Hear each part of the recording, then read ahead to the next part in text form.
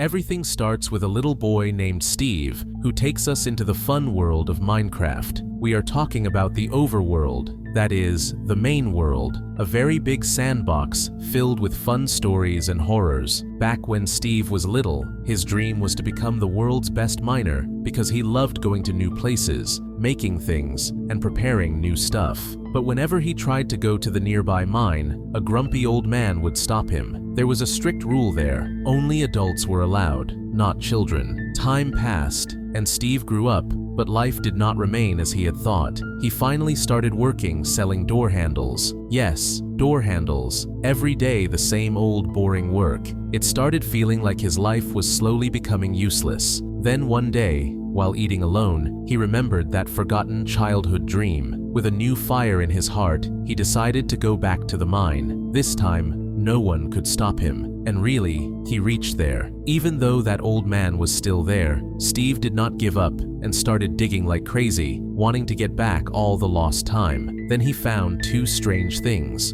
a crystal cube and a creation cube. When he joined them, there was an explosion, and the door to a magical place opened. Overworld, a world where anything was possible. He also saw a pink sheep there. From its wool, he built 3 wonderful houses and became the architect of his dreams. During his tour, Steve met a wild wolf who first tried to eat him, but with a juicy femur bone, he tamed that animal and named it Dennis. From that moment, both became close friends. Together, they built amazing things, shaped the world in their own way, and soon all the animals started living peacefully with them. Time passed. They kept building, seeing new places, discovering new things. Then one day, Steve found some old ruins. Inside, there was a chest placed in the perfect spot. That chest had a new portal that led to the underworld, which is called the Nether, a dark, twisted world where there was no such thing as creativity. This place was filled with piglins, greedy, ruthless pig-like creatures, and all of them worked for a powerful sorceress named Malgosia. This pig witch had become bad because of difficult circumstances in childhood. She wanted to become a dancer, but her own people made fun of her. Even her father threw her out of the house, calling her shameful. From then on, she was living only on hatred. Malgosia wanted the creation cube. She wanted to rule the entire world with it, but Steve, who was clever and brave, ran away with it. He gave it to his wolf Dennis and gave him a mission: take it to Earth and hide it in a place where no one can find it. Dennis did it. He crossed the world and hid that most powerful artifact under Steve's waterbed. As long as it is there, the main world is safe. Years later, we meet Garrett Garrison, a young boy who changed the world of video games. Becoming a star of a hit arcade game, his trash-throwing skill was amazing, so accurate that he got the name Trash Man. He became so famous that he got $1 million deal. He had everything, but one day he got an eviction notice. Fate threw him straight down from the heights. Now Garrett was completely broke. So yes, Garrett, who was now broken and hoping for a comeback, went to a local auction, hoping to find something he could sell to earn money. One of the staff there told him about an old artifact that was very valuable. Curious, Garrett said that if they gave it to him cheap and let him see it better, he would think about buying it. The auction starts, and after a little bidding war, Garrett buys that mysterious thing for $900, promising to pay in 6 months. But when he opened the box, he was completely disappointed. The box looked completely empty. In anger, he felt that he had been cheated. He slammed the lid of the box shut. He did not know that the creation cube was right there hidden in front of him. Blinded by disappointment, he did not notice. A person standing nearby who was hearing his complaint that he was completely broke said that perhaps now he should stop searching for treasure in such suspicious auctions. Meanwhile, we meet Henry and his older sister Natalie. Both have just come to the city after their mother passed away. Natalie, who was trying to get her life back on track,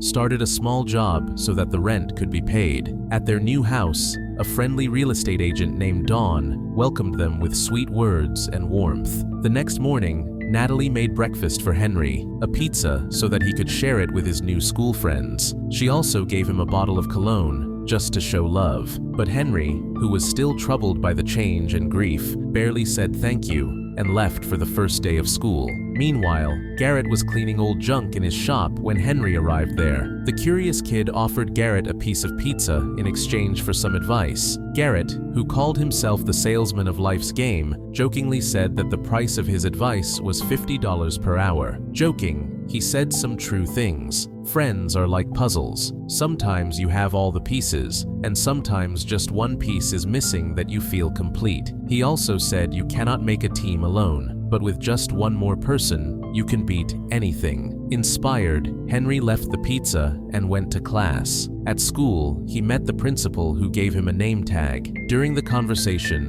the principal suddenly told him that his marriage had ended years ago, but they were staying together only for the love of their dogs. Later, Henry reached the classroom where the teacher, who was very sarcastic, complained to the students about hating his life. Class started, and they began a group project. Henry accidentally placed a part wrong, and suddenly the jetpack prototype went out of control. At the same moment, Natalie, working nearby, was startled by the out-of-control gadget falling on her building. The principal panicked and demanded to talk to Henry's guardian. Panicking, Henry called Garrett and pleaded with him to become his uncle. As soon as Garrett learned that Henry had $26 in cash, he immediately agreed. While trying to explain to the principal, Henry saw that strange cube behind Garrett's shop and asked about it. Garrett just shrugged his shoulders and said that he was selling it for $95. He had no idea what this cube actually did. But then, rummaging through some boxes, they found an old instruction manual. In it was a warning in big letters. Under no circumstances should the orb and crystal cube be joined together. It also said, never, even if you go bankrupt, do not open the cube just thinking there is some treasure hidden in it. Out of curiosity and completely ignoring the warning, both decided to check it. They went to an old empty mine to see if this thing had any power. They did not know that they were starting an adventure that would change their lives forever. Meanwhile, Natalie saw that Henry had not come home. Worried and seeing no other way, she called the real estate agent Dawn. Dawn located Henry with the help of a tracking app.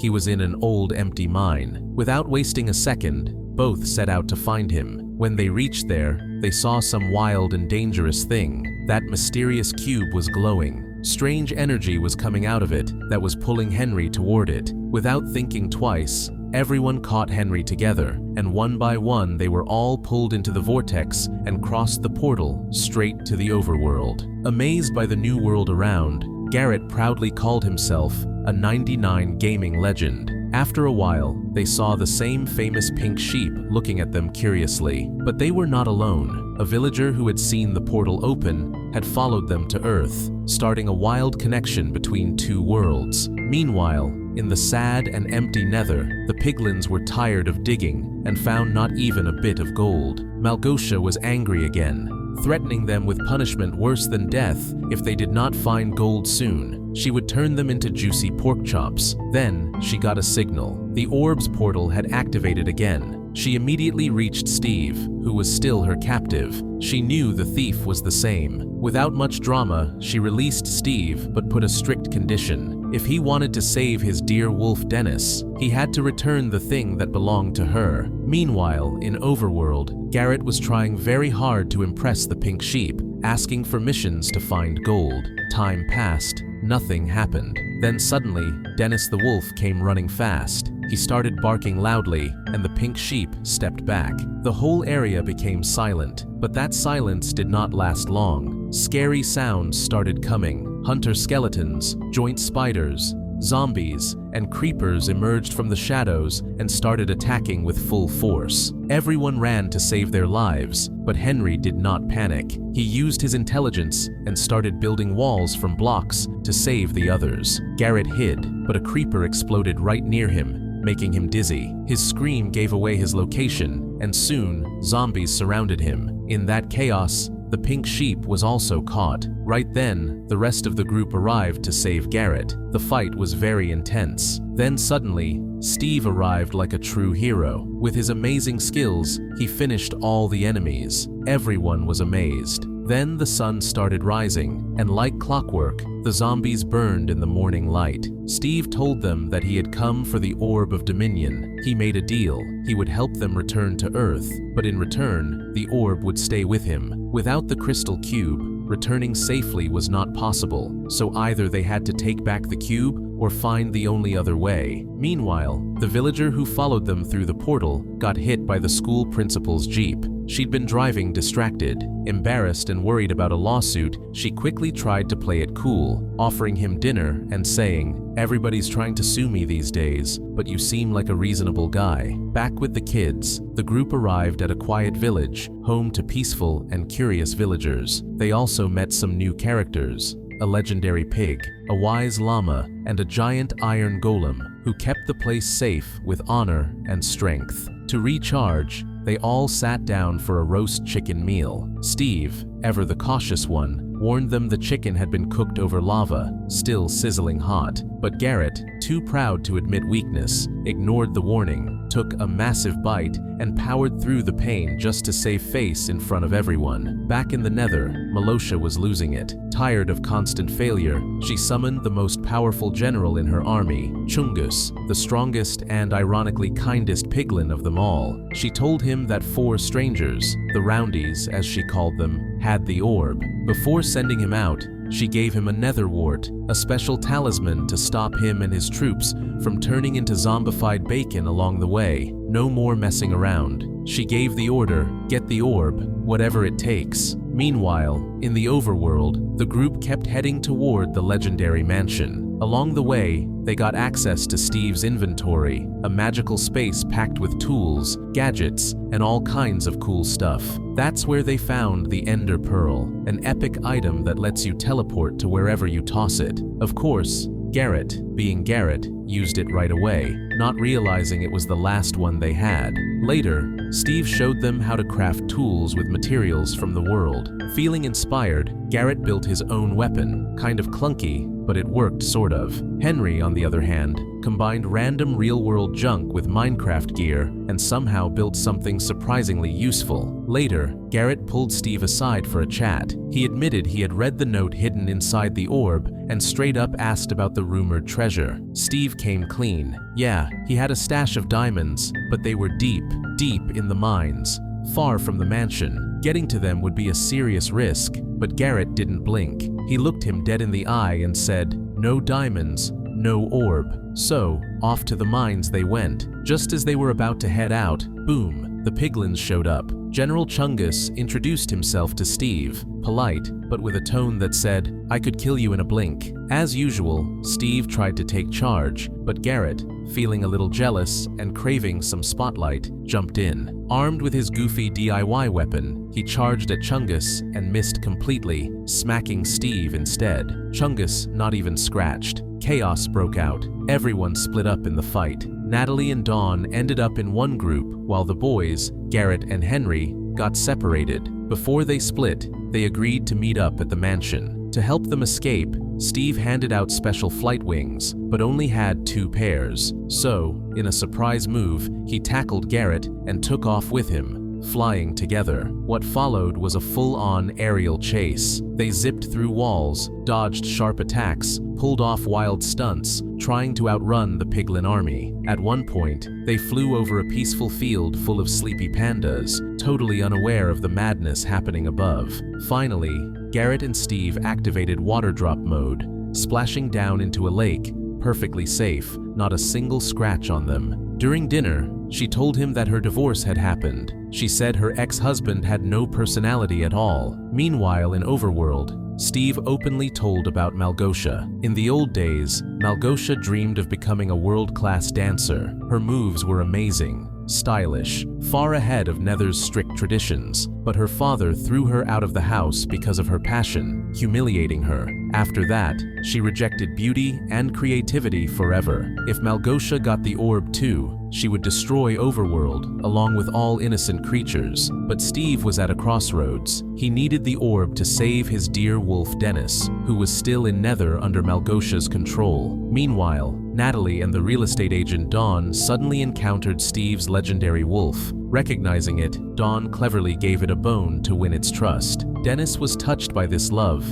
and let them come close. Knowing that it was Steve's, they decided to follow Dennis, hoping he would take them to the rest of the group. Meanwhile, underground, the boys finally reached that depth where precious diamonds were hidden. But then Steve, whose miner's nose was very sharp, smelled something he knew well, the clean smell of Netherworld. And this could mean only one thing: the legendary pig was here. Steve immediately saw his old anger rising. Henry got angry at Garrett, saying that they had lost the diamonds. Garrett, tired and irritated, replied in a cold tone, "I want those diamonds. This is the only way I can avoid going broke. You won't understand. You are just a kid." But Henry looked into his eyes and replied. Garrett fell silent. Affected by Henry's words, something changed inside him. A new relationship formed. Together, they started planning to steal from the mansion. According to Steve, that place had 3 floors. On the first floor, battle-trained villagers are guarding. Strict, disciplined, no nonsense. On the second floor, evokers have control. They are dark mages who can summon nightmares. On the top floor is the Enderman crystal, guarded by the Enderman himself, a killer who can finish you with just one look. Before taking any step, the villagers attacked and dragged them into an underground fight club.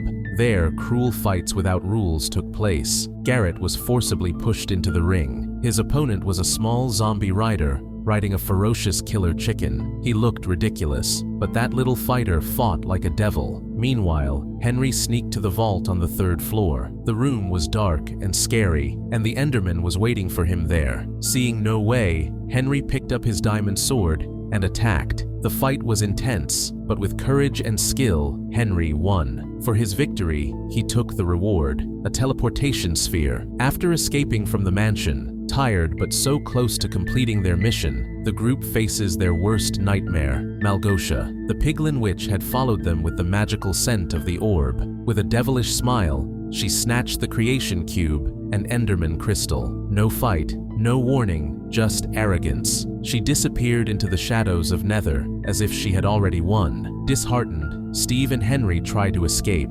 knowing that taking back the artifacts is not possible. But Garrett does not budge. He looks ahead. Rebellion is burning in his eyes. He says, "If I have to lose, I will lose in style." He raises his hands and shouts, and then he makes a tremendous explosion. The blast wave scattered everyone. The boys fell injured and barely conscious among the debris. A few moments later, Dennis found Steve and woke him up by pushing. Steve slowly got up. Far away, Henry moved. He was in pain, but alive.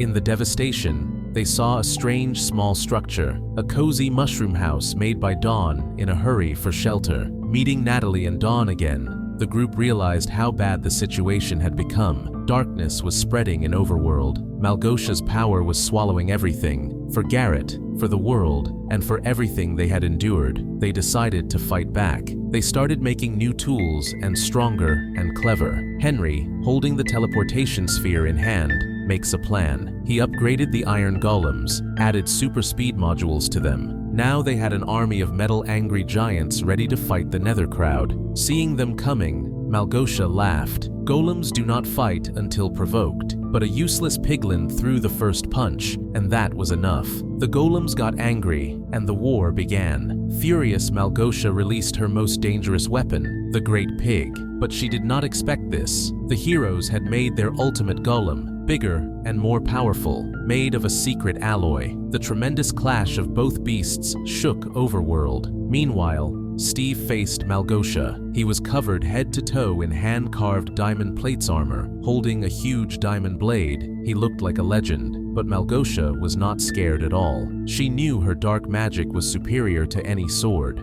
In another part of the battlefield, Henry was moving toward the Orb of Dominion, while Natalie was left alone. Just when the Great Pig was freed from the golem fight, it ran toward Natalie. She had no way to escape, but before anything bad could happen, a voice echoed. It was Dawn standing on a hill surrounded by a pack of wild wolves, whom she had somehow tamed and united. With a sharp whistle, she ordered the attack. The wolves attacked the Great Pig. A wild, ancient battle began. Then, in the midst of the chaos, the furious Great Pig fired a dangerous beam toward Henry in anger. Henry got hit, he fell, and the battlefield went silent. Everyone stopped. Then from the smoke and fire, Garrett rose like a phoenix from the ashes. He ran and caught Henry and took him to a safe place. With the remaining strength, the heroes gathered again. They destroyed Malgosha's dark machinery and threw the Orb of Dominion into a deep pit. Suddenly, light started shining again.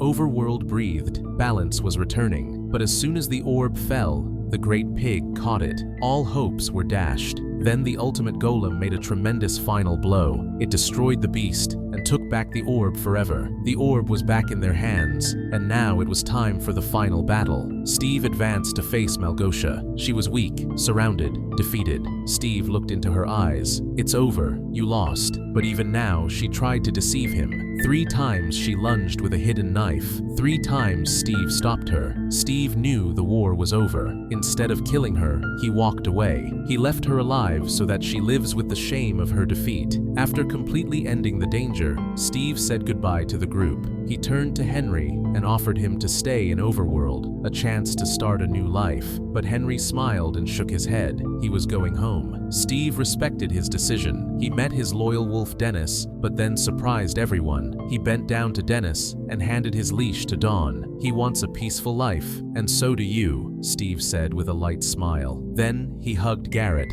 calling him a true friend and brave warrior. He thanked Natalie and Dawn for their courage. He watched one by one as they went through the portal, and when he was about to return to his peaceful overworld life, Steve stopped. He looked around, thought for a moment, and with new courage went into the Earth portal. A few days later, everything had changed. Garrett had leveled up big time. His shop was now completely hit. He became a master of hustle and gaming. The group together launched a new video game on their wild adventure. Life could not be better. Dawn left real estate and now lives for adventure. With Dennis, wherever she goes, she brings fun, as her new catchphrase says. Natalie opened her self-defense school. Now she is a local hero, community star. And Henry, he finally succeeded in making the jetpack. Flying in the sky, he is living his dreams. And here the story ends. Or perhaps not. The post-credit scene starts. It turns out that love has blossomed between the villager and the school principal. Now he speaks fluently like humans, and she has learned the villager's language. That's it for today.